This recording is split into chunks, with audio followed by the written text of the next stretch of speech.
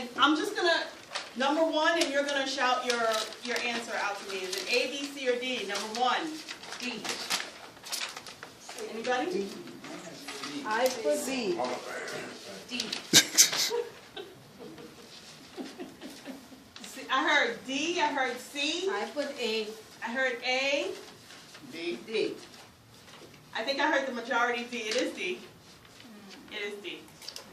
Number two. What about the whole topic up there about first ladies? Yes. I think, yeah. Yes. When are you going to change that? Yes, thank you for bringing that up. That was brought to my attention earlier. It is an outdated term, right? So ministers' spouses. Yes. Right? So we'll definitely update that in the next quiz. Thank you. What's the percentage of marriages in the church that end in divorce? 55%. I put A. You put A? D. You put D? D. Okay, so according to the National Opinion Research Center at the University of Chicago, it is actually 42%, a little bit less than what the general population is experiencing. However, still far too much, right? What percentage of second marriages end in divorce? A, B, C, or D? C. 67%. What percentage of third marriages end in divorce? D. Absolutely, D. Yeah. Because each and every we could get. Exactly. So you take care of your issue. Right. So because we don't address the underlying issue, we just think the grass is greener, and then we go. Keep going. Right. So does that mean Donald Trump is going to be getting divorced in the next? So how long has it been? That's my You see, we tried not to bring up his name. 27% of those last. So Maybe he's in the 20s. maybe in the 20s. Yeah. She doesn't age. That's it. And if you're a Trump supporter in this room, we do not endorse anyone one or the other in this room. There's nothing else. Done with. All right, let's move on. So we're going to reel it back in. Why might pastors have difficulty helping congregants that are struggling in their marriages? D. Okay, absolutely. And I'm curious. I just want to throw this out there, and you guys can yell back out at me. Why do you think, those of you whose churches do not have a marriage ministry, what do you think some of the roadblocks are? To marriage ministry. Right, to you having a functioning marriage ministry in your church. Personnel. Personality? The right people to handle it, and maybe the pastor has so much to do. Exactly. Have to have the right. Pastor's hands are full, Yeah. and really doesn't have time to vet the people that are interested in doing it. That's right. I'm talking about on a personal level now. Why your church, your own Right. personal church, does not They have. have other ministries, but when it comes to marriage ministry, like everybody's just scared to take that leap to do it. Even in marriage. Sometimes they don't view it as having a marriage ministry itself because they feel that they take the time to counsel couples as they come in. It's like as needed. Yes. Right. Yeah. So here's the concern with that, is that, did somebody want to say something? No, I was just going to add another one to it, but you do that and then I'll. Okay, so the concern with that is so true. And the concern is that marriage ministry has to be so much more comprehensive than that. If we're reactive instead of proactive and we're only waiting for people to come in crisis, now we're missing out on whole groups of people. We're missing out on the pre-marrieds. We're missing out on the newlyweds. We're missing out on those people who have functioning marriages but just want to improve where they are. There are whole groups of people that are ignored if we only wait for a crisis. And quite frankly, when a couple shows up in crisis, their mind is already made up. By the time they get to you, their mind is already made up, and they're kind of just looking for your permission to go ahead and get that divorce. Exactly. We serve about 140 congregations here at the Resource Center, and about 100 of them have membership of less than 100 members. Right. Okay, and average worship attendance is somewhere between probably most of them 40 and 70 people. A lot of those churches do not have couples coming to church together. We have the women who are coming that are single moms, or we have the women who are coming with their kids and their spouses staying home and watching the Jets game. Right. And so the pastors say, well, how do I start a marriage ministry with that when there's already some hostility towards the church in terms of the couple not participating in the life of the congregation to start with. And that's the challenge that David and I love, because since we're so, into social involvement, we're able to engage people that normally wouldn't walk through the doors of a church. But they'll come to a game night. Or movie night.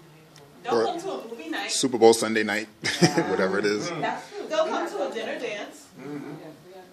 They won't come to a workshop. They're not coming to service.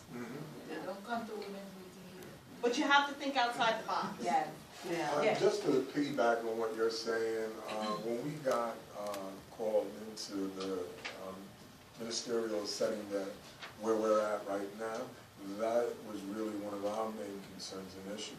If we're going to take leadership roles, how could we add on top of whatever is considered or seems to be a deficit within the church structure itself? And like you said, it had to take the mindset of people who were going to be good stewards underneath that umbrella of marriage in and of itself, like you so eloquently talked about. And then to add to what you're saying, First Lady, is that a lot of churches, the small ones, the woman is really the center and the hub in these small churches, where you see the husband is really at home and has that disconnect and has that negative perspective of the church and the ministry as a whole. One of the things I love about the small church that we go to is that the pastor encourages women to invite their husbands and encourages the men's department to reach out to them, and that's needed more. And so when you talk about thinking outside the box and having these outside the box moments where it's not just so structured and Christ-centered and focused on the surface, on the inside you know what you're doing. You know it's always Christ-centered. But when you want to make that appeal, what is it we can do to dangle that carrot to that man who seems to be disconnected from what we're trying to do by bringing him and his family together as a whole and saving that household? That we have to think that way now, and then start preaching and teaching what you guys have put together here in a nice package. That's how we get to them. From a man's perspective, Thank you. it has to be that way. You have to think outside the box so that we reach those husbands who have disconnected themselves from their wives, their family, and from the church ministry as a whole. That's how you're going to get to them. And Carla, thank you. And that's awesome. To speak specifically to the size, this is why we're talking about building community. Because, for example, now you guys can join our mailing list, and we have a free event here, usually the last Sunday of every month. It's going to be October 30th this year, and it's a movie. We call it a great date night, right? So it's a movie screening and discussion. We make popcorn, we have soda, we watch a movie, and then we have a discussion about the movie. Very, simple, non-threatening, right? And so this is a way that we can reach out, and then that way the small churches can plug in. And it doesn't have to be about, we have to create this whole thing ourselves, and because people can get frozen by fear, or the stressful idea of we have to create this whole other ministry. It doesn't have to be that way. And plug into what's already in the community. Amen. So let's see. Number 6, what percentage of churches have marriage ministries? 3%. 50%. I said 25%. 25. 18. I say D. 3. What'd you say? D. 3%. 3%. So, overall, 18% of churches have marriage ministries. Wow. In the black community, 3%. Wow. But I am from the black community. 3%. Brooklyn is a black community. Yeah, you know what? Also, it is a stigma. I'm also a therapist, so mental health is a stigma. So when we're talking about investing into your marriages, it's more than just the relationship that you have. It's more about the environment, the culture, the symptoms that your marriage has. So they don't want to expose to that. They think that, well, they will look at me differently, so it's a stigma. So I don't want anyone to portray that I'm weak and I'm terrible, I'm bad, and people start pointing finger. It's bad enough that they don't think highly of African American community because they're all gang bangers and all that stuff, negative persona. Stereotypes, right. So it's a lot of stereotypes. So we have to really, like what you said about when you incorporate your organization, you didn't want to have a ministry attachment where to have this access at you. Right. So the same way, so when we were developing our marriage ministry, we said we got to have a catchy word so the masses can receive it. Yes. And one of the things that we came about is that, you know what, in the financial industry, you want to invest your money, you want to make your money grow. So while we can call, invest into your marriage, Yes. enhance your marriage, that will be well received. Yes. Because now there's no stigma, I have an issue. No, I'm investing, so I'm growing. Nice. And thank you, that is awesome. And it is an investment. Yeah. And we need to invest in our marriages. We need to invest our money, we need to invest our time. Yeah. Just Amen. like we invest those things in educating ourselves and educating our children, we need to do the same for our marriages. Amen. And this, But I just want to say we really have to pray for pastors and ministers because everything rise and fall on the head. And if your head does not have a strong marriage and want to invest in marriage, then obviously it will trickle down to the body and the congregation feels the effect. Amen. Our church actually, my pastors endorse it. He actually teaches the monthly marriage stuff. He Amen. does not counsel very people. unusual. He does not counsel them in the church if they have issues because when he's speaking from the podium, he don't want them to say he's speaking their business. So he does not know what is happening. It's the Holy Spirit have him to speak. So we have counselors that, other pastors that do the counseling, and then we have a marriage ministry. And at the end of the day, they have to counsel you 6 to a year before you get married. So it's very, very strict. And so we need to pray for them because apart from personnel, if they doesn't have the resource and the people that could carry the mantle on and help them, then it causes a decline. Yes. So that's a lot of That's a things good that we have point. to Thank pray you. for. Yeah. Amen. Our Amen. church has They want it, 50% but of our church is married people. The pastor insists on you getting married. He had this thing that last week where he did. We had a prayer, fasting prayer. So he called all the single women up, and he prayed for every single one of us. And he said, and asked the Lord to provide a husband for every single young person, every single unmarried person in that church. And they do premarital once Yes. they. He's very strong on that. Yeah, I just wanted to, one of the things I'm thinking of is that this marriage ministry, there is nothing negative about it.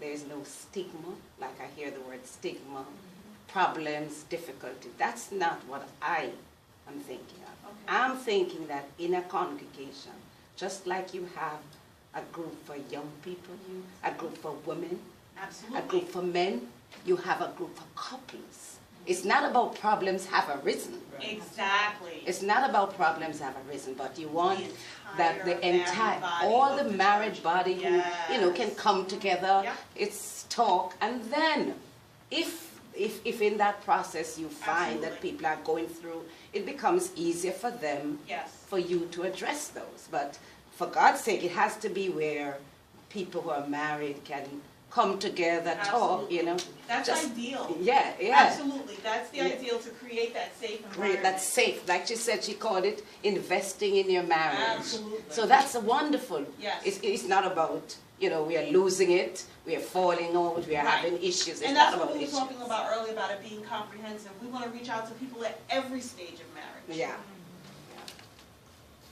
I want to touch on what you just said. we can't lose sight that just like in every aspect of life, there are issues. I think for us as adults here and coaches and marriage ministry leaders and pastors and ministers in our own rights, that we have to deal with those numbers and those statistics.